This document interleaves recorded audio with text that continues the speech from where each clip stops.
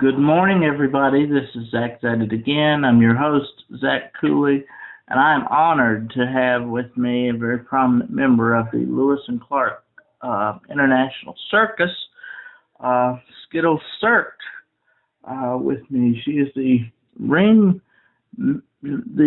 mistress of the show and a very beautiful and talented performer. Skyttle, thank you so much for being with us. Thank you so much, Doc. I'm so excited. Oh, well, I'm so honored to have you here. And you and your friends, your road family, gave us such a great show on June the 4th at the Rural Retreat Fairgrounds. We enjoyed it so much. As I said, I was able to come with my wife and my 8-year-old daughter, Bella, and her best friend Scarlett, and you guys were so nice to us to meet with us after the show and let the girls play on the stage. I think that was the biggest thrill of the night for them. Yes. We get to pick, one special person at the end to let them up on stage, and the kids always get so excited. Well, that meant so much to them. When we got in the car to go home, she said, "Did you see us? We were up," and of course I didn't see them because I was talking to you guys. But she said, "Did you see me, Daddy, me and Scarlett? We were pretending to be circus performers." Oh, that's so heartwarming. I said, "Well, oh my gosh, that's great. You can't beat that." So now Bella's been on her swing set doing flips and things. Oh my goodness! Trying to impress me with, look what I can do. That's awesome. That's so awesome. That really had an effect on them, and at least Bella in particular. And we had such a great time. What you did in your part of the show was just incredible. And what you were telling me was that you train 8 hours a day for that 4-minute stunt in the air. You want to talk a little bit about what you go through on a daily basis? Sure, yeah. So outside of performing, circus performers train at various locations and facilities. So I train predominantly in Seattle, Washington, at Emerald City Trapeze. I'm a coach, and I also train at Up Circus Center. I'm also a kids coach there. And I train on silk, I train on rope, I train flexibility, and I just go through all of these different movesets in order to really perfect the toolbox to be able to take those skills into the air and perform it with emotion. Yes, indeed, and to do it and make it look so effortlessly, because it looks like you make the smallest mistake and you could be in terrible peril. So how do you keep how do you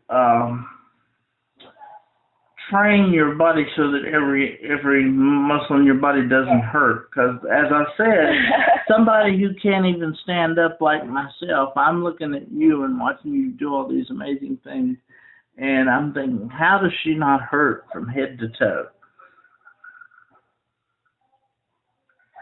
So I train, I don't know, I guess because I grew up as a dancer, I kind of am so used to being so athletic, and I used to take care of my body by taking baths all the time, but being on the road, I can't really do that anymore. So I guess my main thing is stretching, ibuprofen, and Tiger Balm, which is kind of similar to muscle rub. Yep. And you have a birthday coming up, right? Yes. You'll be turning 28 when? June 11th. June 11th, okay. Well, this article is going to come out on the 29th. The podcast will be out tomorrow. So the podcast will be before your birthday. The article will be after. So happy birthday to you. Thank you. So I guess that led me to my next question. You said traveling, you are not able to bathe as often as you would like. So it really is, as they say, when you run away with a circus, you truly are traveling and on the road 24/7. Yeah.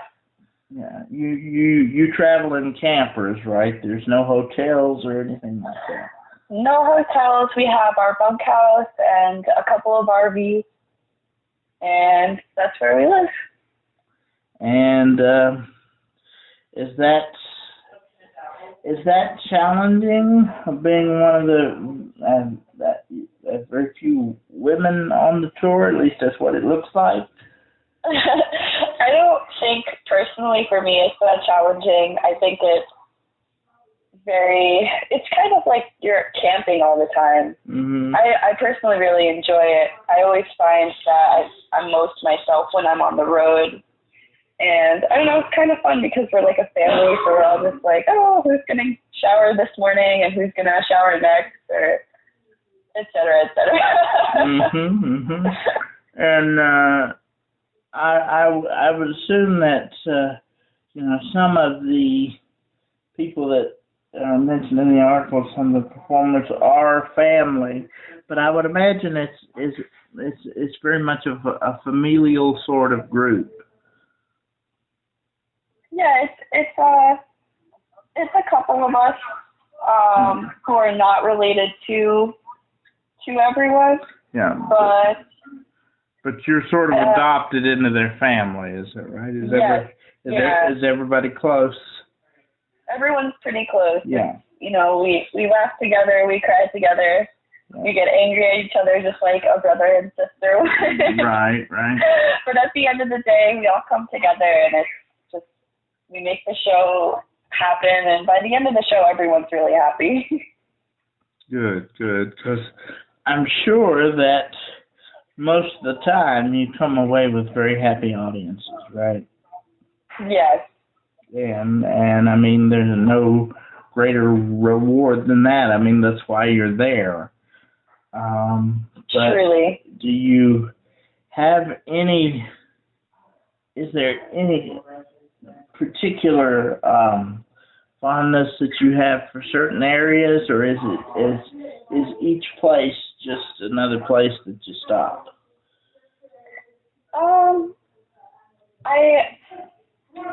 I guess I wouldn't have a particular fondness with any area, but that doesn't mean that I can't develop it. I feel like every area is almost like this new opportunity to inspire someone to spread joy and to spread happiness.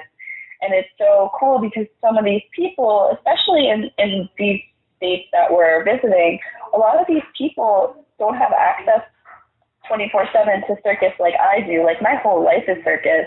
But these people, this is something they may have never seen before, and it really inspires them and brings joy.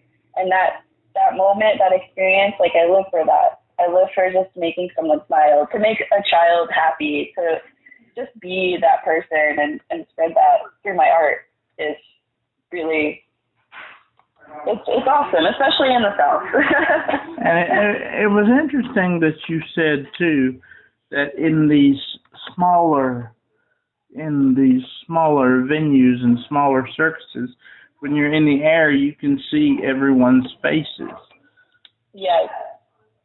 As opposed to when you're in bigger arenas, it's impossible to see everybody. But when you came to Rural Retreat, you were able to see everybody, which I think is fantastic.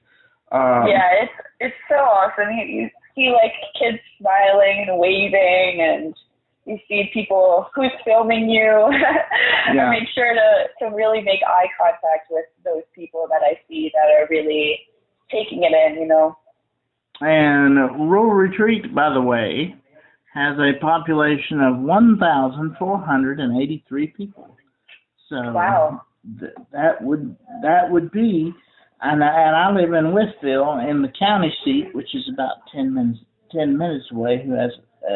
Withville has 8,000 people.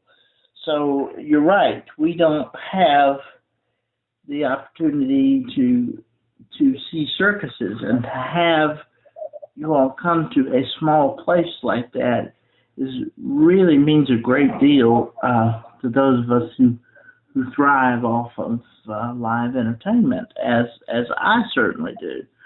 Yes. As I said, you know, when my great-grandmother, who lived to be 92 years old, lived to see her great-great-granddaughter be born before she passed away. She was the one who was not afraid to climb on that elephant with me. We had to go. We had to go 75 miles west of Roanoke to see a good circus, and and she got on that elephant with me, and we rode that elephant.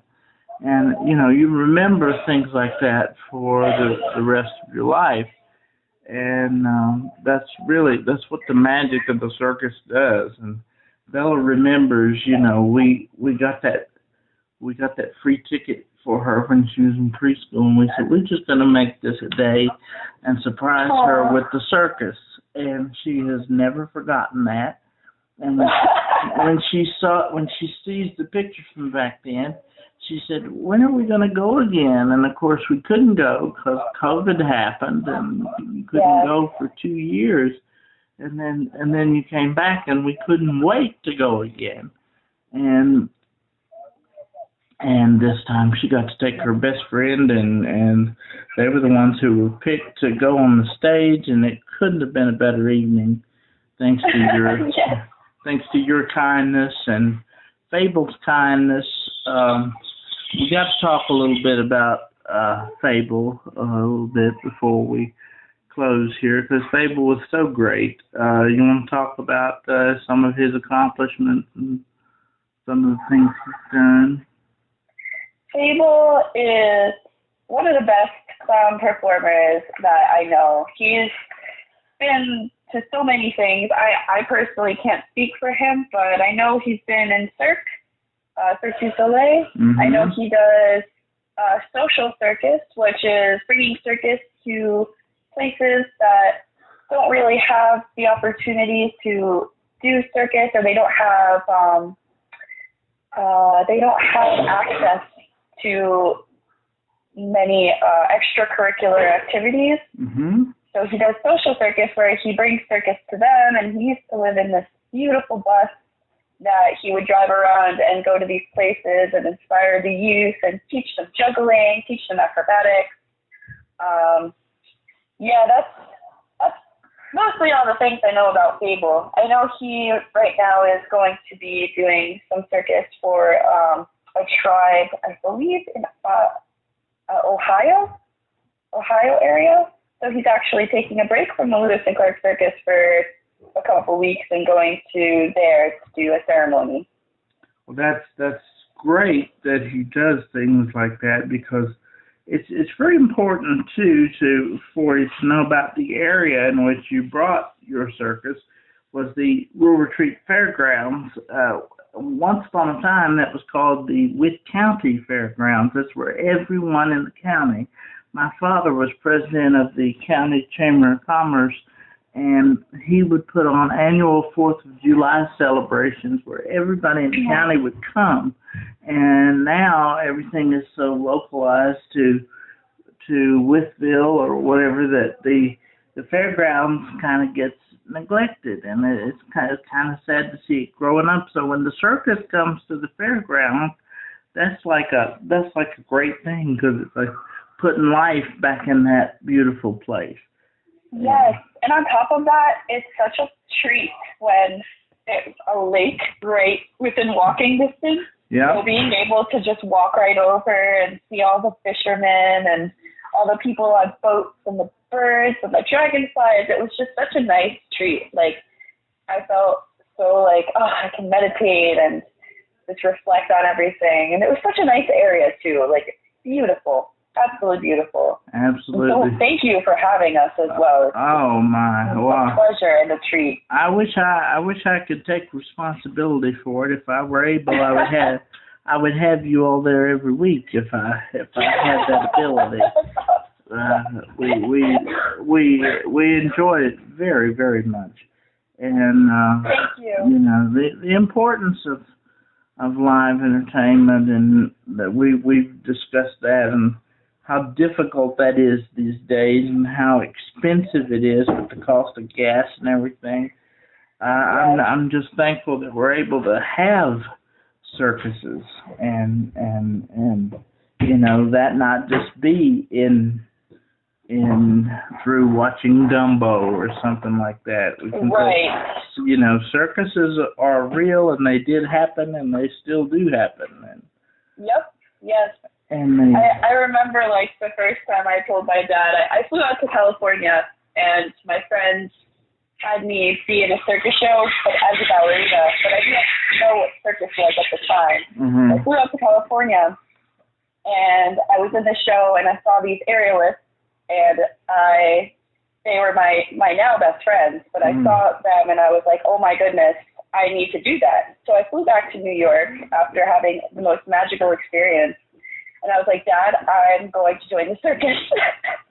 And he was just like, what? Like, he was just so confused, and my mom was very supportive of it. My mom was like, you should follow your dreams. But my dad was very confused. Yeah. But once I begged them for lessons, and once they saw how passionate and how much I wanted this, they were like, okay, you should do this thing. On one condition, you have to go to college and finish school. And I was like, deal. So I went to college, I did aerial, I trained, I work studied, and then I also had an internship. So I had no social life throughout my early adulthood. But it was worth it. It was worth it. Running away with the circus is a real magical thing.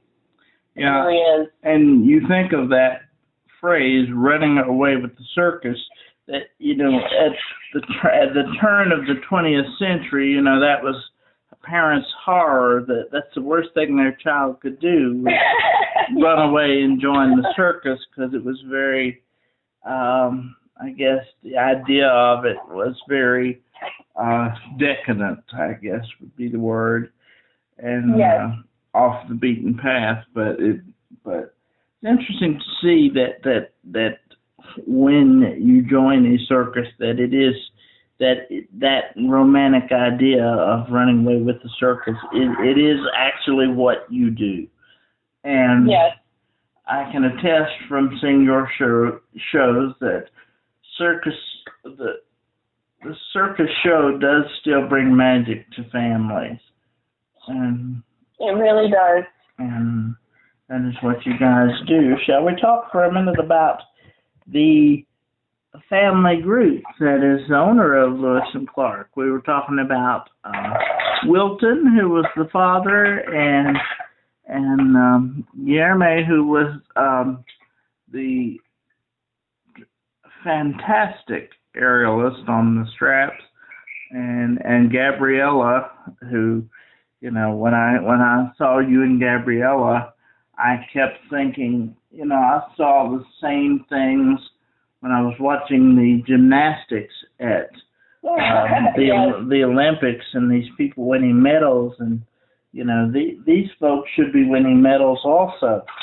So it was just an amazing thing to see. So, but they are sort of the family that keeps that circus running, are they not?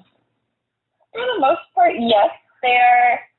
So there's, like you said, Wilson, Guillermo, and Gabriella, and they are very close with the owner, Vander, who is the crazy clown. Mm-hmm. And they're all from Brazil, and they're all amazing. They're fifth generation circus performers. All their family members are in the circus in one form or another, and they're absolutely incredible. Well, you can't beat the show that you gave us. You absolutely cannot beat it. And thank you. And it was very interesting to see that, you know, you would never know that the clown was the owner, because he was right. He it is not like, oh, I'm the owner, so I'm going to sit back and have this person do this. You would see the same people that were doing the stunts out there selling the hot dogs and the cotton candy and clearing away the tents and all that. So yes, exactly. That was a humbling thing to see. Everybody does their part and everybody pitches in and helps everybody. It didn't seem to be a pecking order type thing at all. Yes, exactly. And just, you know, the fact that you picked my girl for that special moment of being on the stage and getting to meet with the performers of the circus. That was the real treat of the evening for us, is to get to talk with you guys. Yes. And they were so sweet about it too. They were like, "Oh, can we sit on the stage?" I'm like, "You can go on the stage," but I guess they didn't hear me, so they turned around and they asked me again. I was like, "You can go on the stage." Yeah, they were. I don't think they could believe that you actually were letting them just have free reign on the stage. Like, just be careful on the edges. Like, you're good. Thank you for that. Thank you for your time today. Of course. Thank you. It's been a blessing and a gift to meet you and to meet Fable and all the other wonderful people in your crew that we haven't met. Make sure you thank them personally for us. Yes. Shout out to Reese and Rob, who are the sound and profiteer people. They're amazing workers, and they work so hard to build the pet. They don't perform, but they contribute in any other way that we need to. And now, amazing humans. Who was the guy that was helping Fable stretch? Reese. That was Reese. I need to take Reese home with me and let him work my soreness out. You know, sitting in this chair 14 hours a day, it gets to you. So, I can't imagine. So yes. I was like, we need to take him home with us, because he knew exactly where to put his hands, and he was telling Fable, breathe, when he was trying to get that muscle to stop spasming. And I said, man, I need to figure out a way to pay him to get him to come home with me. What's amazing is that we met Reese in North Carolina after we had already started, and we go, "Hey man, you want a job?" And then he came with us. Oh, North Carolina, not far from us. Yes. Where at in North Carolina? Do you remember?